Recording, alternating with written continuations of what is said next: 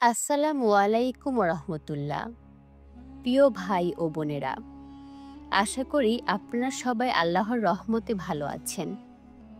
আজ আমি আপনাদের শোনাবো একটি সত্য ঘটনা, যেটা প্রিয় নবী হজরত মুহাম্মদ সাল্লাল্লাহু আলাইহি সাল্লাম স্বয়ং আমাদের জানিয়েছেন। এই ঘটনা প্রমাণ করে আল্লাহর দয়া কত বিশাল এবং একটি ছোট আমলও কিভাবে জান্নাতের দরজা খুলে দিতে পারে। এই গল্পটি এক নারীকে নিয়ে, যিনি তার জীবনে অনেক গুনাহ করেছিলেন। তিনি ছিলেন একজন পতিতা, সমাজের চোখে নীচ, পাপী, ঘৃণিত। কিন্তু তার হৃদয়ে একটুখানি দয়া ছিল, যা তাকে জান্নাতের পথ দেখিয়ে দেয়। একদিন সেই মহিলা পথ দিয়ে যাচ্ছিলেন। রোদে পুড়ে মরুভূমি যেন আগুন হয়ে আছে।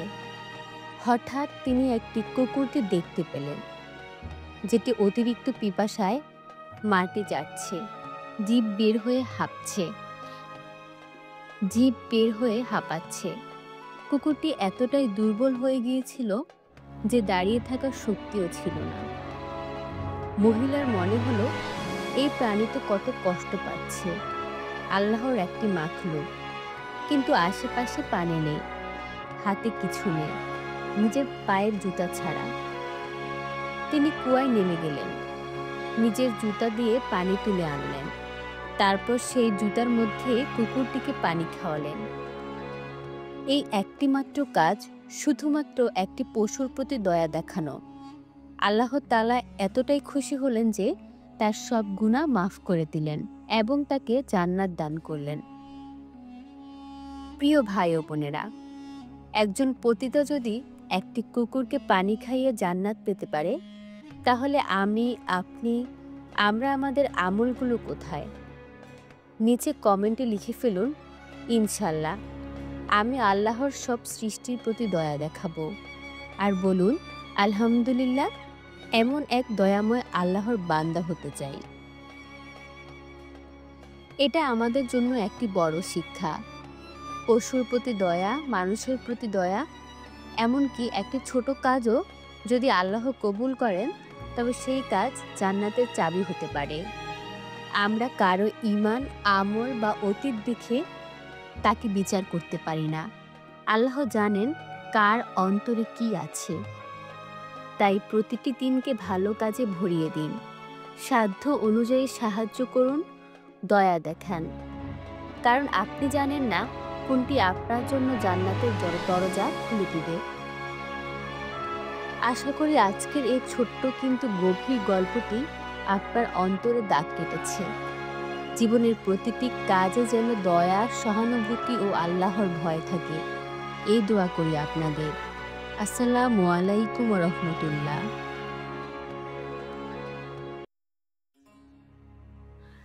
আসসালামু আলাইকুম রহমতুল্লাহ। প্রিয় ভাই ও বোনেরা, আশা করি আল্লাহর রহমতে সবাই ভালো আছেন। আজ আমি আপনাদের শোনাবো এক হৃদয় বিদারক কিন্তু অত্যন্ত শিক্ষণীয় একটি ঘটনা, যেখানে একজন ব্যক্তি হজ করতে গিয়ে কাবা শরীফ ও হজকে তুচ্ছ মনে করায় সাথে সাথেই সাপে রূপান্তরিত হয়। এই কাহিনী আমাদের সতর্ক করে, আল্লাহর ঘর, হজ বা ইসলাম নিয়ে অবজ্ঞা করলে তার ফলাফল কতটা ভয়ঙ্কর হতে পারে। ঘটনাটি বহু বছর আগের। বাংলাদেশের এক ধনী ব্যবসায়ী হজ করতে যান মক্কা শরীফে। সবকিছুই ভালো চলছিল, তাওয়াফ, সাই, আরাফাত সবকিছু ঠিকঠাক মতো করে তিনি ফিরে এলেন দেশে। বাড়ি ফিরে এলাকার লোকজন জিজ্ঞেস করল, ভাইজান, কেমন লাগলো হজে?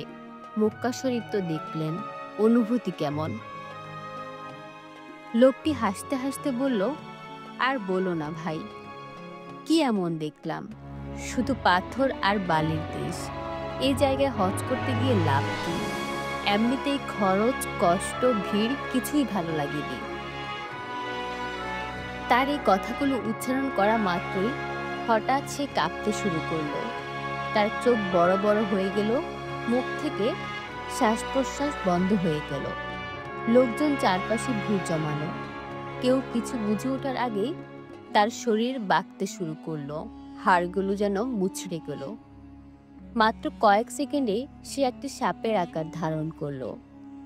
মানুষ ভয়ে চিৎকার করে ছুটে পালালো। কে যেন বলল, এটা নিশ্চয়ই কাবা শরীফকে অপমান করার গজব। আরও একজন বলল, এ হলো হজ নিয়ে ঠাট্টা করার পরিণাম। প্রিয় ভাই ও বোনেরা, হজ ইসলামের 5টি স্তম্ভের একটি। এই হজ আল্লাহর ঘরে যাওয়া, তাওবার স্থান, ক্ষমার দরজা। এটা কোনো দুনিয়ার সফর না, এটা আখিরাতের সফলতার চাবিকাঠি। আল্লাহ তাআলা বলেন, যে কেউ আল্লাহর নির্দেশসমূহের সম্মান করে নিশ্চয়ই তার হৃদয়ের তাকওয়াই প্রমাণ। সূরা হাজ আয়াত 32। আর কেউ যদি এই মহান স্থান ও ইবাদতকে তুচ্ছ মনে করে তবে সে নিজেই নিজের ধ্বংস ডেকে আনে। প্রিয় দর্শক, আপনি কি কখনো হজ করতে যেতে চেয়েছেন?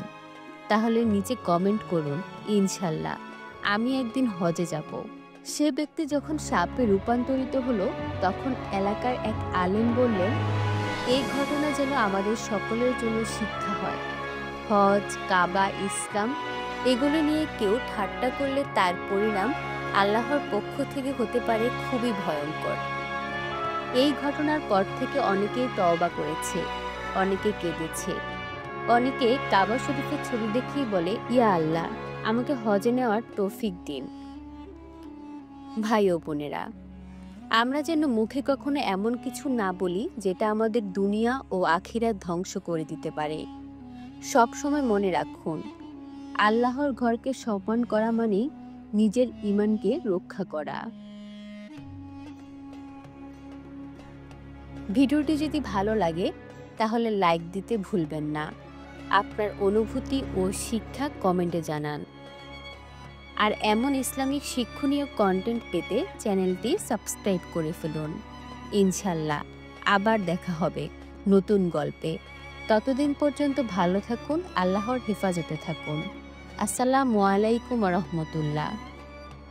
আসসালামু আলাইকুম প্রিয় দর্শক, আজকের এই ছোট্ট গল্পটা কোরবানির, কিন্তু আসলে এটা নিয়তের, আত্মত্যাগ আর আল্লাহর সন্তুষ্টির গল্প। শুরু করছি আজকে হৃদয় ছুঁয়ে যাওয়া কাহিনী। একটা ছোট্ট গ্রাম, সেখানে থাকতেন এক সৎ নিরহংকারী মানুষ, নাম সাদিক হুজুর। পেশায় গরিব কিন্তু ঈমানে খুব ধনী ছিলেন তিনি। সারা বছর মানুষের বাগানে কাজ করে কষ্ট করে সামান্য কিছু টাকা জমিয়ে রেখেছিলেন একটি উদ্দেশ্যে, ঈদের দিনে একটা গরু কোরবানি করবেন শুধু আল্লাহর সন্তুষ্টির জন্য। ঈদের আগের সপ্তাহে তিনি গেলেন গরুর হাটে। চারপাশে বিশাল বিশাল গরু, দাম শুনে মাথা ঘুরে যায়। 2 লাখ 3 লাখ, এইটা ফরিদপুর থেকে আনা। সাদিক হুজুর দাঁড়িয়ে পকেট চেপে ধরেন, তার পকেটে আছে মাত্র 45,000 টাকা। অনেক ঘুরে অনেক খুঁজে অবশেষে তিনি দেখলেন এক ছোট রোগাটে গরু, চোখে পানি, নাক দিয়েও হাও, কেউ নিতে চায় না। কিন্তু সাদিক হুজুর সেই গরুটাই কিনে ফেললেন। হাসি মুখে বললেন, এটাই আমার সামর্থ্য, আমি গরু নয়, আমার নিয়ত কোরবানি দিচ্ছি। ঈদের দিন গ্রামের একজন বড় লোকের ছেলে হুজুরকে দেখে মজা করেই বলে, হুজুর, এটা গরু না, বাছুর, এটাও কেউ কোরবানি করে? সাদিক হুজুর হেসে জবাব দেন, তুমি গরুর দাম দেখো, আমি খাঁটি নিয়ত খুঁজি। আমার কোরবানি ছোট হলেও আমার বিশ্বাস আল্লাহ তা কবুল করবেন। সেই রাতেই সেই বড়লোক ছেলে এক অদ্ভুত স্বপ্ন দেখে। সে দেখে জান্নাতে এক বিশাল সোনালী গরু, আর গরুটার গায়ে লেখা সাদিক ইবনে ইউনুস। সে খুঁজে ফিরে নিজের গরু, কোথাও নেই। কাঁদতে কাঁদতে ঘুম থেকে উঠে সে বলে, আমরা লাখ টাকা গরু কোরবানি করলাম, কিন্তু হুজুর করলেন সবচেয়ে দামি কোরবানি, নিজের নিয়ত। বন্ধুরা, আমরা অনেক সময় বাহ্যিক দিকটাই দেখি, গরুর আকার, দাম, সুন্দরতা, কিন্তু আল্লাহ দেখেন কার হৃদয় বেশি খাঁটি, কে বেশি ত্যাগ করলো, কে শুধুমাত্র তার সন্তুষ্টির জন্য কিছু করলো। আল্লাহর কাছে দাম নয়, দরকার নিয়ত, গরু নয়, দরকার আত্মত্যাগ। আসুন আমরা সবাই শিখি কোরবানির প্রকৃত শিক্ষা। নিজের লোভ, অহংকার, হিংসা এসব কোরবানি করি, তবেই কোরবানির আসল উদ্দেশ্য পূরণ হবে। আল্লাহ আমাদের সকল ত্যাগ কবুল করুন, আমিন। আসসালামু আলাইকুম ওয়া রাহমাতুল্লাহ। ভিডিও ভালো লাগলে একটি লাইক দিন, কমেন্ট করে আপনার মতামত জানান, আর সাবস্ক্রাইব করতে ভুলবেন না যেন। আপনার শেয়ারে হবে অন্যের হৃদয়ে পৌঁছে দিতে পারে এই সুন্দর বার্তা।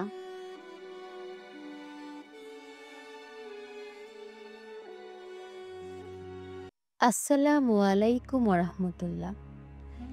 এই গল্পটা খুব সাধারণ, কিন্তু এর ভিতর লুকিয়ে আছে এক অসাধারণ শিক্ষা। শেষ পর্যন্ত শুনুন, হয়তো আপনার চোখে পানি চলে আসবে। আবু তালহা একজন গরিব কাঠুরে। সারা বছর কাঠ কেটে জমিয়ে রাখা টাকায় একটা গরু কেনেন কুরবানির জন্য। গরুটার গায়ে কালচে দাগ, হালকা রোগা, এক চোখেও কম দেখে। লোকে দেখে হাসে। পাড়ার কেউ বলে এইটা গরু না, ছাগল টাগল হইলে বেশি মানায়।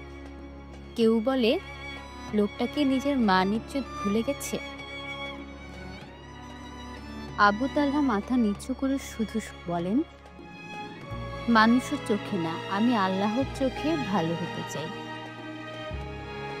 ছোট ছেলে রায়হান এসে গরুটার গলায় মালা পরিয়ে দেয় আর বলে, আব্বু, এই গরুটা আমাদের পরিবারের সবচেয়ে প্রিয়, এটাই জান্নাতে যাবে, তাই না? আবু তালহার চোখে পানি চলে আসে।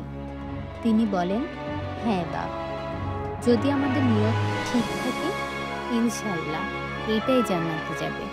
ভাইয়েরা আমার, আপনি কি গরু কিনেছেন শুধু ছবি তোলার জন্য, নাকি আল্লাহর সন্তুষ্টির জন্য?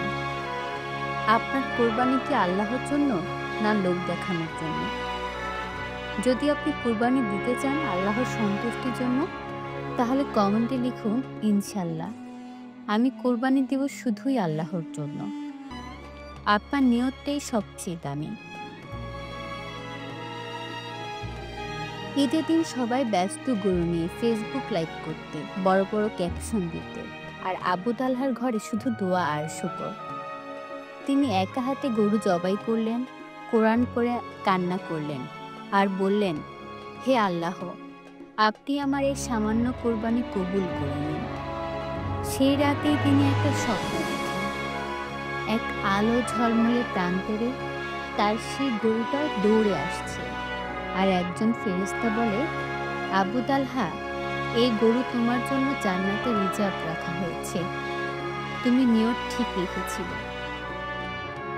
ভাই আমার, গরুর দাম বড় না, বরং বড় হলো আপনার নিয়ত।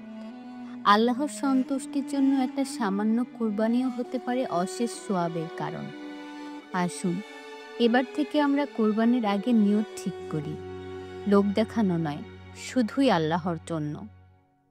আসসালামু আলাইকুম ওয়া রাহমাতুল্লাহ। আসসালামু আলাইকুম ওয়া রাহমাতুল্লাহ। প্রিয় দর্শক, আজকে আমরা জানব এক বিস্ময়কর ও শিক্ষণীয় কাহিনী, কোরবানির মূল ইতিহাস। এই গল্প শুধু পশু কোরবানির নয়, বরং আল্লাহর আদেশ মেনে নেওয়া এবং ত্যাগের প্রকৃত শিক্ষা। ইনশাআল্লাহ এই ভিডিওটি আপনাকে নাড়া দিবে। অনেক বছর ধরে আল্লাহর প্রিয় নবী ইব্রাহিম আলাইসাল্লাম সন্তান চাচ্ছিলেন। তিনি বারবার আল্লাহর কাছে দোয়া করতেন। অবশেষে আল্লাহ তাকে পুরস্কার দেন একটি পুত্র সন্তান দিয়ে, ইসমাইল আলাইসাল্লাম। ইব্রাহিম আলাইসাল্লাম তখন খুব খুশি, কিন্তু এক রাতে তিনি স্বপ্নে দেখলেন তিনি নিজ হাতে তার প্রিয় সন্তানকে কোরবানি করছেন। এই স্বপ্ন আসলে ছিল আল্লাহর পক্ষ থেকে পরীক্ষা। ইব্রাহিম আলাইসাল্লাম ভাবলেন, এটি যদি আল্লাহর আদেশ হয় তবে তার কর্তব্য হলো তা মেনে চলা। তিনি এই স্বপ্নের কথা তার ছেলেকে বললেন, বাবা, আমি স্বপ্নে দেখেছি তোমাকে কুরবানি করছি, তুমি কি বলো? ইসমাইল আলাইসাল্লাম বললেন, আব্বা, আপনি যা আদেশ পেয়েছেন তাই করুন। ইনশাল্লাহ আপনি আমাকে ধৈর্যশীল পাবেন। ইব্রাহিম আলাইসাল্লাম ছেলেকে নিয়ে গেলেন নির্জন স্থানে। চোখে কাপড় বেঁধে দিলেন, ছেলেকে শুইয়ে দিলেন। তিনি ছুরি চালালেন, কিন্তু ছুরি কিছুই কাটল না। আল্লাহ ছুরি থামিয়ে দিলেন। আকাশ থেকে আল্লাহর বাণী এলো, হে ইব্রাহিম, তুমি তোমার পরীক্ষা পূর্ণ করেছ। আমরা তোমার ছেলের পরিবর্তে একটি পশু পাঠালাম। আল্লাহ জান্নাত থেকে একটি দুম্বা পাঠালেন। ইসমাইল আলাইসাল্লাম বেঁচে গেলেন। এই ঘটনাই কোরবানির মূল ইতিহাস ছিল। আমরা তাই প্রতি বছর ঈদুল আজহার পশু কোরবানি করি, আল্লাহ তাআলার সন্তুষ্টির জন্য। এই কাহিনী আমাদের শেখায় আল্লাহর আদেশে সবার আগে নিজের সবচেয়ে প্রিয় জিনিসও ত্যাগ করতে হতে পারে। ধৈর্য, আত্মত্যাগ এবং ঈমানের শক্তি সবচেয়ে বড়। বন্ধুরা, এই আত্মত্যাগের গল্পে আপনার অনুভূতি কেমন? কমেন্টে লিখেন। আলহামদুলিল্লাহ, এমন শিক্ষামূলক কন্টেন্ট দরকার ছিল। অথবা ইনশাআল্লাহ আমরা সবাই ইব্রাহিম আলাইসাল্লামের মতো হতে চাই। আপনাদের ভালো লেগে থাকলে ভিডিওটি একটি লাইক দিন, কমেন্টে মতামত জানান, আর চ্যানেলটি সাবস্ক্রাইব করে পাশে থাকুন। পরবর্তী ভিডিওতে ইনশাআল্লাহ আবার দেখা হবে। আসসালামু আলাইকুম রাহমাতুল্লাহ।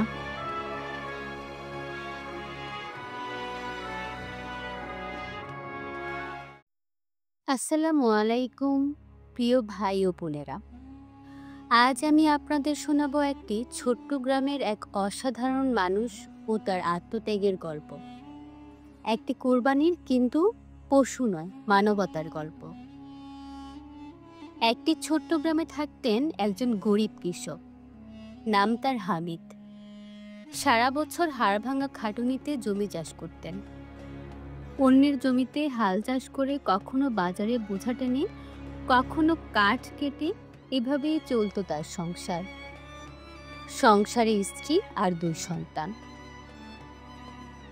হামিদের বহুদিনের স্বপ্ন ছিল একবার যেন ঈদুল আজহায় একটি গরু কোরবানি দিতে পারেন। প্রতি বছর গ্রামের মসজিদে ঈদের নামাজের পরে যখন কোরবানির ধোঁয়া উঠত আর গরুগুলো জবাই হতো, হামিদ শুধু দাঁড়িয়ে তাকিয়ে দেখতেন। বুকের ভেতর হাহাকার। একদিন আমিও। এবার অনেক কষ্ট করে প্রতিদিন একটু একটু করে টাকা জমাতে শুরু করলেন। বছর জুড়ে খরচ কমিয়ে নিজের প্রয়োজন ফেলে টাকা জমিয়ে তিনি প্রায় 30,000 টাকা জোগাড় করলেন। গ্রামের হাটে গিয়ে দেখে এলেন মাঝারি একটা গরু, সাদা কালো রঙের, খুবই শান্ত। বুক ভরে উঠল আনন্দে। এবার সত্যিই তিনি কোরবানি দিতে পারবেন। কিন্তু ঈদের 1 সপ্তাহ আগে তার ছোট ছেলেটি হঠাৎ অসুস্থ হয়ে পড়ে। প্রচণ্ড জ্বর, শরীর কাঁপছে, চোখে পানি। স্থানীয় ডাক্তার বললেন, শুধু ওষুধে হবে না ভাই, শহরের বড় হাসপাতালে নিতে হবে। রিপোর্ট, ওষুধ, ইনজেকশন সব মিলিয়ে অনেক টাকা লাগবে। হামিদ স্ত্রীর দিকে তাকালেন, চোখে ভয়, বুক ভরা অসহায়তা। কিছু সময় চুপচাপ রইলেন। তারপর নিজের কণ্ঠকেও বিশ্বাস না করে বললেন, গরু তো প্রতি বছর কেনা যাবে, কিন্তু আমার সন্তান যদি না বাঁচে, এই ঈদ, কোরবানি সবই তো অর্থহীন হয়ে যাবে। তিনি সিদ্ধান্ত নিলেন কোরবানির জন্য জমানো সব টাকা ছেলের চিকিৎসার খরচ করবেন। নিজের স্বপ্ন, আশা সবকিছু এক ঝটকায় পিছনে ফেলে দিলেন শুধু সন্তানের জন্য।